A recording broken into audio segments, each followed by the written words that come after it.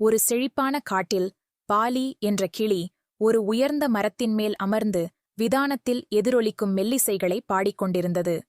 ஒரு நாள் புயல் தாக்கியது, மரத்தை அச்சுறுத்தியது. பாலி அசைக்க முடியாத விசுவாசத்துடன் தன் வீட்டை பாதுகாத்து தன் சிறகுகளை பயன்படுத்தி அடைக்கலம் கொடுத்தாள். ஒன்றாக அவர்கள் புயலை எதிர்கொண்டனர், என்றென்றும் பிணைக்கப்பட்டனர். Please subscribe my channel. Bomai TV.